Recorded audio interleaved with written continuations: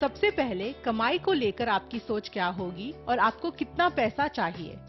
ये इस बात पर निर्भर करता है कि अपनी जिंदगी में आप उम्र के किस पड़ाव पर है।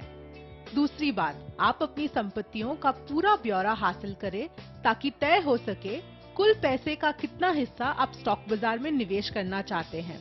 साथ ही कितनी रकम बीमा, फिक्स डिपॉजिट, जमीन और सोने में निवेश करना चाहते हैं। इसे पूंजी का बंटवारा कहते हैं।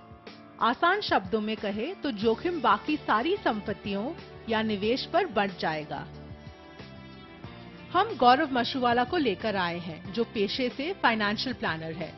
गौरव के जैसे फाइनेंशियल प्लानर की राय लेना आपके लिए काफी लाभदायक साबित हो सकता है।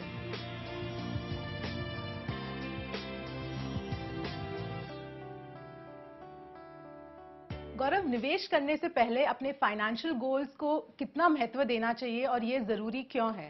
देखिए, जो फाइनेंशियल गोल्स की बात करते हैं तो ये हमारे जीवन के फाइनेंशियल डेस्टिनेशंस है, फाइनेंशियल लक्ष्य है, फाइनेंशियल ध्येय है। इसमें जिम्मेदारियां भी होती है और कई सारे सपने और ख्वाहिशें होती है। ये ज़रूरी है कि जब हम निवेश चालू करें या जब भी हम फाइनेंशियल वेल्थ क्रिएशन, जब हमको समृद्धि बनानी है, उसकी जर्नी पे निकल जाए तो हम पहले सोच ले कि हमें कहाँ जाना है, कब पहुँचना है, कितना वक्त है, और जब ये यहाँ पे जा रहे हैं, ये जर्नी कर रहे हैं, यात्रा कर रहे हैं, तो बीच में कौन कौन से पड़ाव आ सकते हैं, कौन कौन सी दिक्कतें आ सकती है। तो फाइनेंशियल गोल्स बहुत ही ज़रूरी है, क्योंकि अगर फाइनेंशियल गोल्स को सोचे बिना, इनको तय किए बिना अगर आप जर्नी कर दोगे तो ये तो एक ऐसी परिस्थिति हो गई कि टैक्सी में बैठ गए, टैक्सी वाला ने पूछा कहाँ जाना है, हम कहते हैं पता नहीं है। तो ये तो बहुत अकलमंदी की बात नहीं है। फाइनेंशियल गोल्स तय करने जरूरी है। पोर्टफोलियो डाइवर्सिफिकेशन आप आसानी से हमको एक्सप्लेन कर सकते हैं?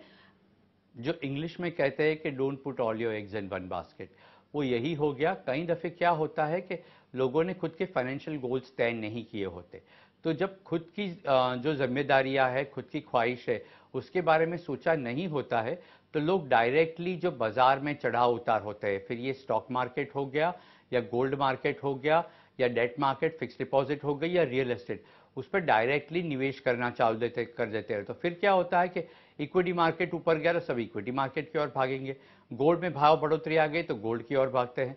फिर क्या होता है कि पूरे के पूरे पैसे एक ही असेट क्लास में लग गए, फिर इक्विटी हो गई, गोल्ड हो गया या इन्वेस्टमेंट रियल एस्टेट में। फिर जब उसमें गिरावट आती है तो पूरे की पूरी हमारी संपत्ति है उसमें इरोजन होता है। तो ये नहीं होना चाहिए। जैसे कि क्रिकेट टीम में थोड़े बहुत बैट्समैन चाहिए, थोड़े बहुत बॉलर चाहिए, विकेट कीपर चाहिए, तो एक बैलेंस टीम बन गई। उसी तरह हमारे गोल्स क्या क्या है, पैसे की कब ज़रूरत पड़ेगी, उसके हिसाब से एक डाइवर्सिफाइड पोर्टफोलियो में थोड़ा बहुत इक्विटी रहेगा, थोड़ी बहुत डेट बेस्ड इंस्ट्रूमेंट रहेंगे, गोल्ड रहेगा, और वैसे एक पूरा डाइवर्सिफाइड पोर्टफोलियो। आखिरी सवाल गौरव, आजकल मार्केट की बढ़ोतरी की वजह से काफी लोग हैं जो स्टॉक मार्केट में निवेश करना चाह रहे हैं, तो उनके लिए कुछ गोल्डन रूल्स आपकी तरफ से? काफ़ी सारे गोल्डन रूल्स है। भागिए मत, सब लोग जा रहे हैं इसलिए आपने भी निवेश किया। इक्विटी में पैसे निवेश कर रहे हो, जैसे मैंने कहा कि ये भागीदारी है, हिस्सेदारी है, तो समझिए ऐसा नहीं है कि इक्विटी मार्केट हमेशा ऊपर जाएगा और हमेशा नीचे जाएगा। इक्विटी मार्केट ऐसा है जहां पे चढ़ाव उतार होते रहते हैं, इसलिए ये तैयारी रहे कि आप लंबे अरसे के लिए हो।